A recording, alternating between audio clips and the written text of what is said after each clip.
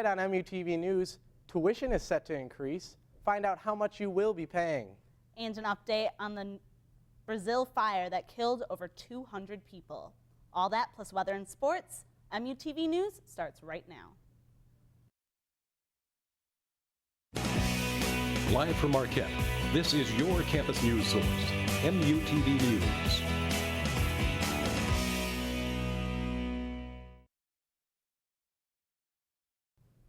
Thanks for joining us. I'm Nina Guzman. And I'm Michael Biermeister. In our top story tonight, prepare for a tuition hike. Next year's undergraduate tuition is due to raise over $1,400, amounting the total tuition to over $32,000. The Board of Trustees has approved a $4.8 million increase in the 2012-2013 budget, creating a 2% salary pool for merit-based pay for faculty and staff. Marquette President Scott Pilar stated that he is committed to ensuring that Marquette remains true to its mission, being an engine of opportunity for all. Pilar also commented that he continues to raise funds specifically for financial aid to help meet those in need. Earlier this month, the family of Marquette alum James Foley, who was captured on foreign soil the second time last November, came forward with ways for people to help. The family announced they created a website allowing people to sign a petition for Foley's release. The website provided more information about his kidnapping. Foley was reporting on the conflicts in Syria when he was abducted from his car on the way to the Turkish border. Foley was abducted in Libya in April of 2011 and survived to tell the tale. He spoke on campus in the fall of that year and participated in the College of Communications panel lecture, Diedrich Ideas, Reporting from the Front Lines. There are currently no new details regarding Foley's abduction. Marquette's own law professor Ed Fallon is planning to run for Wisconsin Supreme Court. Fallon has been an associate law professor for the past 20 years, teaching constitutional and corporate law. With a state divided and a dysfunctional court, Fallon plans to fix the courts and be a fair judge with a broad political appeal. Along with Fallon on the ballot is incumbent Justice Patience Rogensack and Milwaukee attorney Vince Megna. The general election will be held on April 2nd. Milwaukee is becoming a hub of national attention regarding gun control. Sheriff David Clark's radio ads encouraging citizens to learn how to defend themselves with firearms have gained significant attention. Some people disagree with this stance, saying that citizens do not need to become vigilantes. Department members say that they take pride in their leadership and fast reaction to public distress. They think that telling people to learn to defend themselves is making it sound like a call to 911 is not enough. Coming up after the break, a popular Wisconsin treat gets an overhaul after a local dairy closes its doors. Stay tuned.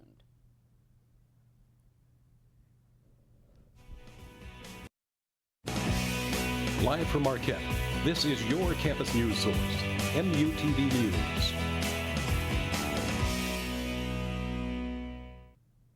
Welcome back to MUTV News. I'm Michael Biermeister. Multiple shootings occurred around Marquette's campus this weekend. A 27-year-old woman was shot and killed near 35th Street and Highland Boulevard on Sunday, and a man was hospitalized after being shot outside of his home near 45th and Center Street. No suspects have been taken into custody for the woman's murder, but 2 suspects have been captured in the man's case, and he is expected to make a full recovery. The search for the body of young rapper Yvonne Young continues today as police searched a Menominee Falls landfill. The police are using bulldozers and 2 cadaver dogs to help in the search. Yvonne was killed earlier this month, a gang-related incident. 5 men have been charged in Young's case. A man from the town of Plainfield was charged with not his first, but 11th OWI. 51-year-old Mark Schulk was charged with his 11th conviction and is pleaded not guilty by reasons of mental defect. Portage County prosecutor Cass Cousins stated that he has never seen a person use an insanity plea for an OWI case. Schulk's first conviction occurred in 1993. Popular Wisconsin dessert is in trouble. The ever-popular State Fair Cream Puff. After Wisconsin's own Golden Guernsey Dairy abruptly closed this month, Cream Puff bakers were sent scrambling to find another Wisconsin dairy to produce the cream needed for over 300,000 cream puffs sold at the fair each year. If you are worried about the taste changing, fear not. The cream inside Wisconsin's favorite treat is a secret recipe that will never change, no matter what dairy makes it. And coming up after, we have all the updates of the recent tragedy in a Brazilian nightclub. MUTV News will be right back.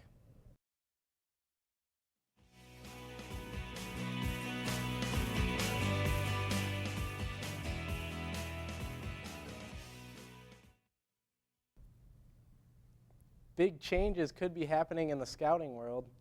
Recent reports have revealed that the scouting organization will let individual chapters decide whether to allow a repeal on the no gays policy.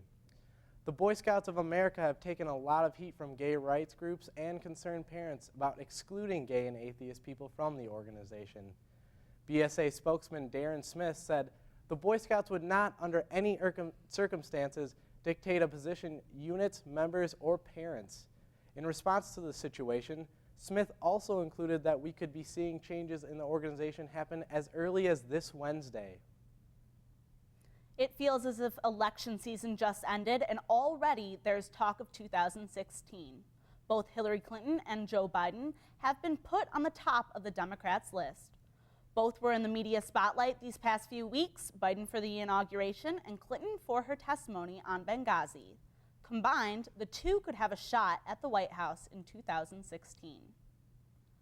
Those affected by Hurricane Sandy are appreciative to learn that the Senate has finally voted to aid them with $50 billion.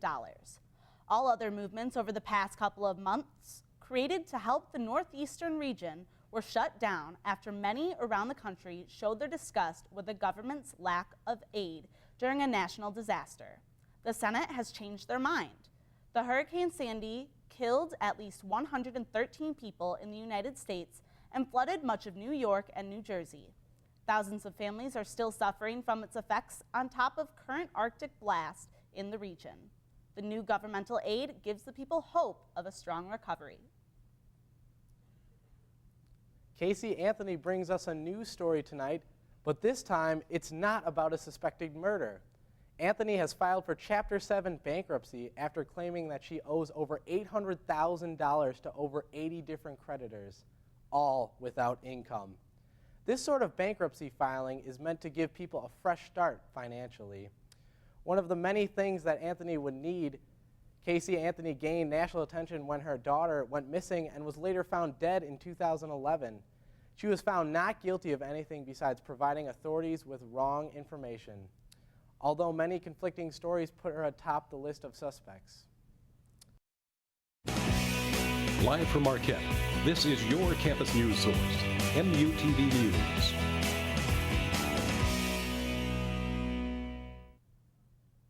Welcome back to MUTV News. The SAG Awards were last night, and 30 Rock's Alec Baldwin and Tina Fey stole 2 awards for outstanding performances in a comedy series. Breaking Bad's Bryan Cranston took the award for outstanding performance by a male actor in a drama series. And for all those film lovers out there, Argo won the award for outstanding performance by a cast in a motion picture. Why did the chicken strips cross the road? Earlier this month, police were forced to contemplate this question when 2 workers employed at the Nordic Food Distribution Center drove off with $65,000 worth of frozen chicken strips. Seen by management, Dwayne Patterson and Ronaldo were arrested a week later on January 23rd. I'm so sorry. Tragically, the strips. As Wisconsin winter is once again in full force, local law enforcement is reminding drivers to be careful on the roads. The Milwaukee Department of Public Works sent 96 salt trucks to the roads this morning in hopes of preventing accidents. We have a pretty crazy week ahead of us. So here's Amanda Gepner with your complete weather forecast. Thanks, Nina. Well, today's weather was a bit unusual. It was a lot warmer than normal January weather, and temperature today is 34, dew point 32, humidity 17%, with a barometer of 29.98 with winds southeast at 14 miles per hour. Well, the almanac for today is a high of 45, a low of 34.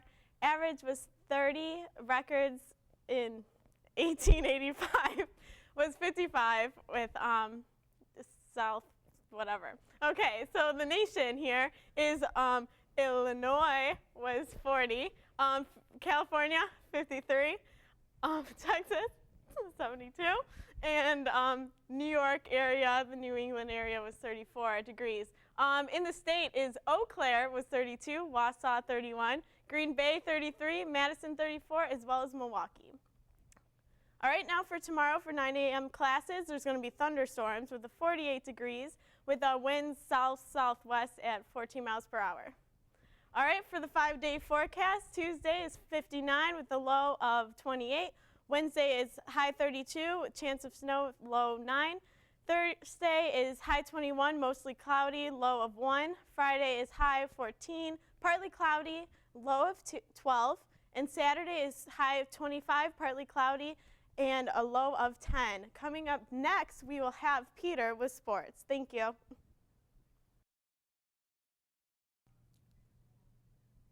Welcome back to MUTV News Monday. I'm Peter Bosch with your sports update. If you haven't already heard, Batman made an appearance at the Marquette basketball game this Saturday. All right, not Batman, but a wild bat was seen flying around the BMO Harris Bradley Center with about 11 minutes left in the second half. After 4 game delays, arena officials decided it was best to power down the Bradley Center in an attempt to lull the bat to sleep. During this power down, Whitney Houston's I Will Always Love You was played as students and fans alike could be seen holding and swaying their cell phones in the air. However, the constant delays did not faze the Golden Eagles, and Devontae Gardner was once again automatic from the free throw line, shooting 5 for 5. Marquette ended up winning the game 81-71 to move half a game out of first place in the Big East. The Brewers baseball season has commenced as the Delta Center was host to Brewers on Deck this Sunday. Brewers on Deck is an annual winter fan festival to hype up the fans before the Brewers leave for spring training in Arizona. Activities included player autographs, free photos, interactive games, Q&A sessions, and many more. And last but not least, we are quickly approaching Super Bowl Sunday. Super Bowl 47 will be host to the Baltimore Ravens and the San Francisco 49ers at the New Orleans Superdome.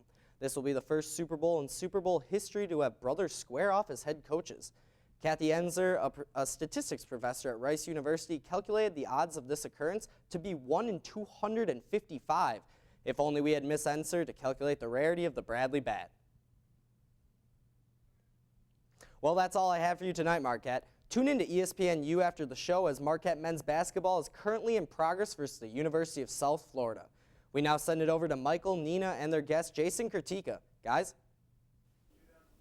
Welcome back to MUTV News. I'm here with Jason Kurtika, who is a Marquette Tribune writer, and he is writing a really interesting story for tomorrow's edition.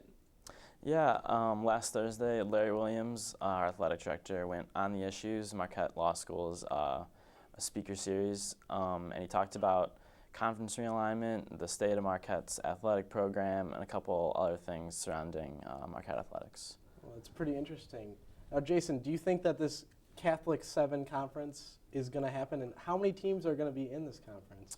Well, the 7 that left are contractually obligated to stay until 2015, but right now they're trying to negotiate to leave a year earlier, so we can see the possibility of it starting in 2014. But right now there's 7, and they want to add at least 10 or 12, so maybe we'll see schools like Butler, Xavier, Creighton, or SLU in some of those schools. Yeah, all very national teams around. Now, Jason, you're an international affair major. Now, what made you want to write about sports particularly? Well, I'm a news reporter for the Tribune, but they needed a guy to go cover this event in the middle of the day, and I was like, yeah, I mean, I love sports as well, but I'm an international affairs major, and that kind of naturally translated over to writing for the Tribune because it's all on current events, and kind of figuring out solutions to current problems. So it's fun to write about that for the Tribune as well. So do you write about international affairs for the Tribune? No, I'm the politics writer for the Tribune. So last week I wrote on the inauguration, and later this week I'll write on the ban being lifted on women fighting combat roles in the military. So I look forward to that. Kind of a diverse mix. He moves from politics to sports yeah. to all these different topics. He's got to be multi-talented now. You're a very knowledgeable man. Now, how does one apply for a job at the Trib? Well, I actually got an email from my international politics professor last semester, and he said there was an openings, and I just sent him my resume, a couple writing samples, and they gave me an interview over break, and then I started first week back in school. Well, that's very exciting. It's kind of like Breck. They kind of just call you in. Drop here. you in, Yeah. yep. Yeah, I mean it's been fun. You just kind of start writing right away, and they help you along the way, and it's been fun so far. That's awesome. That's really awesome. So, Jason, now, what is your favorite part about writing for the Tribune? I mean, we have our favorite parts here at MUTV News. Well, it's probably just working with the whole team and kind of learning how to be a better writer from them and their experiences, because they're all mostly journalism majors, and they can help me with my writing in international affairs. Well, thank you for your time. Yep, thanks, Jason. Thanks for having me. And from all of us at MUTV News, have a great night, Marquette.